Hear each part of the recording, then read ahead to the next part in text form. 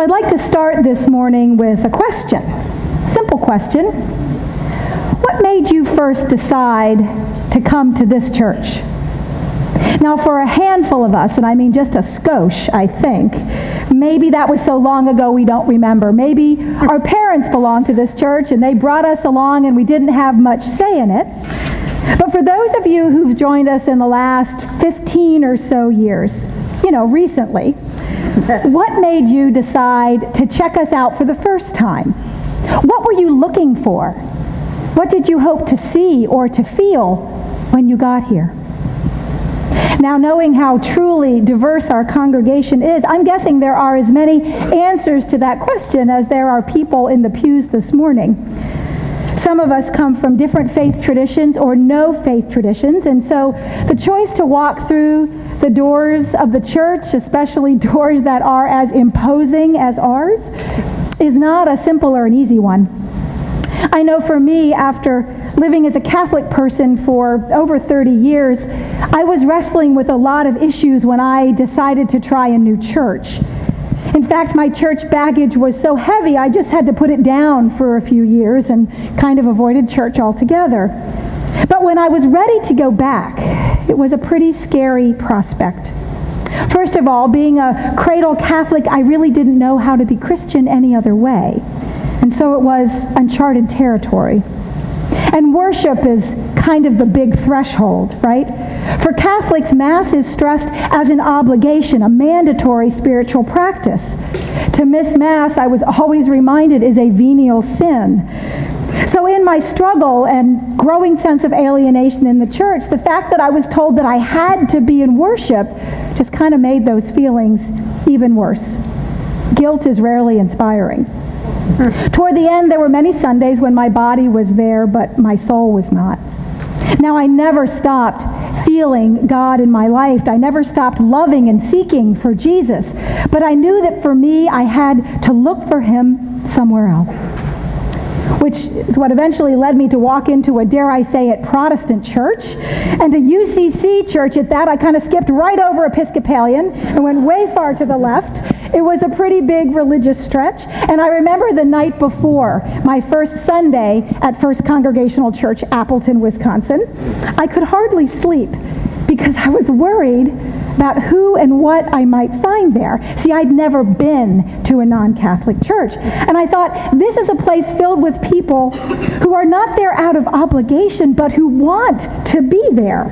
So what kind of crazy, zealous Jesus freaks were they? And eventually, of course, I found out they were my kind of crazy, zealous Jesus freaks, and so it was all okay. But because I screwed up my courage and dared to go and see, I did begin to experience the church and Jesus differently.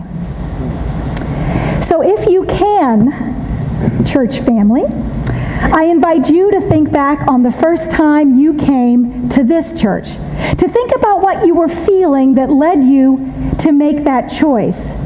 How did you learn about us? Did you look us up online? Did the rainbow flag catch your eye? Were you invited by a friend? What made you finally decide to come? And as you first walked up those steps, what did you feel? Excited? Nervous? Reluctant? And what did you hope to see when you got here? So usually when I ask these questions, they're hypothetical. Not today. I'm going to do something a little bit risky this morning, and I'd like to ask just a few people who might be willing to share how they felt coming to this church for the first time. And we need to keep it punchy and to the point. And I know it's super risky to stand up and share. But if anyone is feeling willing, can just stand up, and John has a mic, and you can feel free to just share what brought you here. Oh, somebody is standing up. Just give your name. Hi, my name is Fumi Layo. I had been in this building a number of times doing participating in activities with Karma Cloud, and and I'd actually been in the sanctuary and was really moved by the beauty of the space, and that you can feel the Spirit in the space, even not in service. And so when Karma became the director of Christian education, I thought, oh, well, we should probably go to church here too. Like, nice to come to a service. And so I would say coming in and being in the service, the one thing I felt was that I would definitely want to come here again, because we were really looking for a church home for our family, which I think we have found. Thank you. Anyone else? Up. Gee, whose hand is up? Please stand, Miss Aja Richardson. I can't, because then the camera will shake. There we go. But don't put it on me. I was already on. The first time that I came to this church, it was because Noah was a little guy. He was little, like I don't even think he was this high, and he was performing in something. And my first impression was, and then we went to coffee hour, but my first impression was much like the children, like, oh, everybody's nice, but I want to go to sleep. So it took a while for me to have that one experience. So I had two times.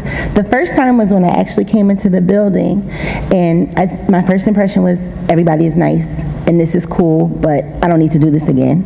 And then the second time, when I really showed up, and I was ready to receive being in the church spiritually, my first impression was, this is what church is supposed to be. This is a place where I don't have to worry about, okay, who's saying what about me and what I'm wearing, and it just felt like a judgment-free zone where you were able to learn about what it is to be Christian and what the Bible means as far as today. God is still speaking. So that's what I got from my two times, and now I'm stuck here. I see Rick de Beauclair.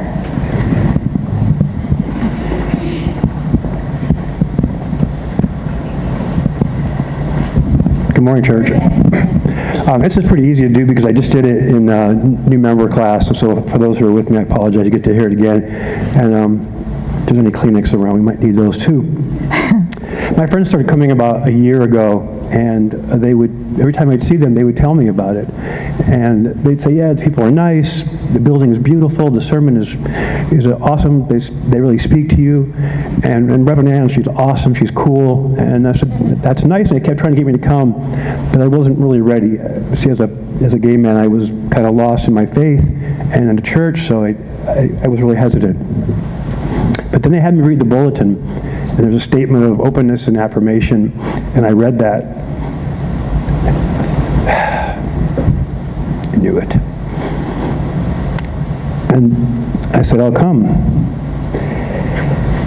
This is hard for me, sorry. But I came, and I remember walking up the steps, and I saw that huge flag in there. It said, hi, Rick. And I came in, and the sermon was amazing. It spoke to me, and I felt like this was a place that I was accepted as who I am, and I was welcomed, and I'm still coming, and God is speaking to me. So that's my experience. Thank you. Thank you. And I see another hand back there, Allison. I'm pretty happy that I wasn't the first one to get choked up, because that's probably going to happen. So I was brought up in a Christian Reformed church, and it wasn't as progressive. I think the most progress it made was it probably stopped at like Martin Luther separating from the Catholic Church. And I didn't really feel like I belonged there, because I am very much a feminist.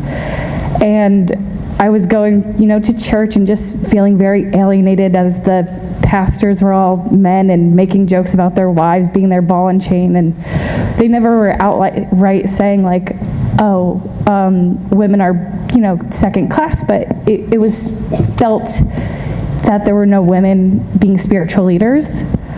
So I thought maybe Christianity isn't for me, and Nick and I actually tried Unitarian Universalism. And they were super nice, they were great, but I was surprised that the lack of Jesus in those service really bothered me. And I thought that I was going to be like really into it. And that was really disheartening for me because I was like, okay, Christianity isn't for me, this isn't for me, what is for me? So we decided to come here because of the rainbow flag. And I was like, let's try that. That's a Christian church. That seems a little bit more progressive, my style. And I walk in and Reverend Ann is speaking, and it was the first time I saw a woman speaking to me. And then of course, that was the time that we spoke about the Charlottesville riots. So that was quite an overwhelming experience. And I was like, not only are there women in charge here, they're accepting of, my friends. I'm a theater person. I have so many, LGBT friends, and they're also affirming different races here. And, I was just, sobbing, and everyone was passing the peace, and I was covered in snot. And, so I knew if they could handle me at that, they could handle me at all times. So I'm really thankful I found here. And, yeah. I think we have time for just one more. I see Linda's hand's been up a couple of times. Friends, you know what? This could have gone with crickets, or it could have gone like it's going this morning. So I hope that we're able to continue this sharing at coffee hour. Linda. Good morning. My name is Linda Williams, and this is my son Joshua. Many of you, we too were drawn over by the flag. I had never seen anything like that outside of a church. And we came over and we read it, and then I noticed a sign that there was an upcoming yard sale, which I am an extreme fan of. And so we came out on a Saturday to the yard sale, and I was invited by, I went home with like 3 shopping bags, and then I was invited by Linda to come back, and she said, I said, well, I'll come and check you guys out one day, and she said, yeah. She said, you can come just like you are. I said, really? That threw me, and I was like, I'm sold. So we came, and we started coming, that was last spring, and then we came to the cookout in the summertime, and I sat with Reverend Ann, and at the time prior to her preaching, I didn't know she was a pastor because I had never been in a church where I felt equal walking in the door. It was no big me and little you, and I thank you for that. And we've been here ever since, and it was that day that Josh decided that we were going to join the choir. And we've been here ever since. Thank you. Thank you. I just what a heartfelt thank you to everyone who shared. Was it frightening to share? Little scary? No? Was it a little liberating to share, maybe? Yeah, it's a powerful thing to be a witness to where you see Jesus and where a community where Jesus becomes manifest in the ways that we love one another and treat one another. And churches, they can be double-edged swords. And we've heard that in the stories that people shared today. And one of the things that I love so much about this church is that nobody comes here because they are obligated to, even because they are expected to. You come to this church because you want to, because just maybe you hope you'll meet Jesus here, or at least hang out with his friends who are awesome people. But you do realize that makes you a little odd, doesn't it? I mean, today attending church is really a countercultural choice. It's not what most people are doing. Attitudes about religion have shifted significantly over the last decades, and there's some pretty good reasons for that. According to statistics, only about 18% of Americans are regularly in any kind of church or house of worship on a Sunday morning. Now, some of that can be laid at the feet of a changing culture where Sundays are just another busy day of the week, but much of it can be laid on the steps of the churches and the faith communities themselves. When asked on a recent survey what they thought of Christianity, the vast majority of millennials, Allison and Nick, used words like judgmental, exclusive, rigid, hypocritical. I mean, many churches are not doing a very good job embodying Jesus' values. Couple that with abuses of power and institutional corruption, and it's hard not to understand why people might stay away and why those of us who attempt to come often have heavy baggage to carry. And it's also why inviting people to come to church can feel like a risky thing to do, right? I mean, terrifying even. Because we know what most people think of when they hear the word church or Christian these days. People make a lot of assumptions when you tell them you are Christian. I had one person tell me that it was easier for her to come out as a lesbian at her job than it was to come out as a Christian. No one batted an eye when she said she was gay, but telling them she went to church regularly? I mean, horrors, right?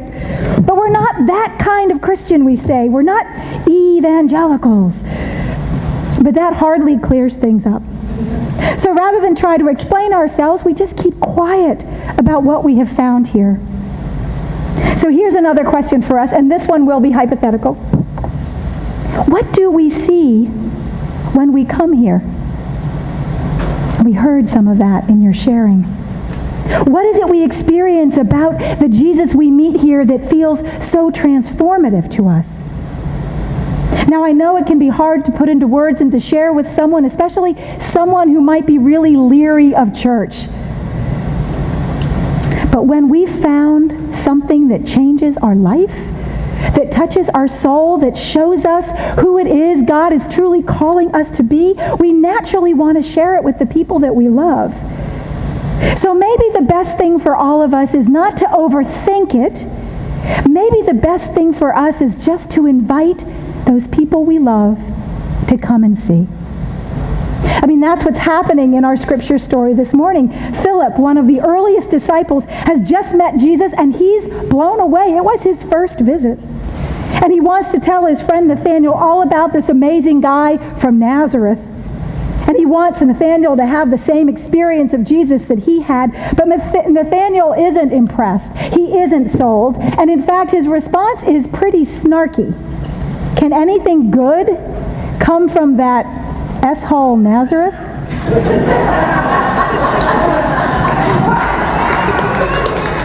Now, Philip could have reacted in any number of ways to this, right?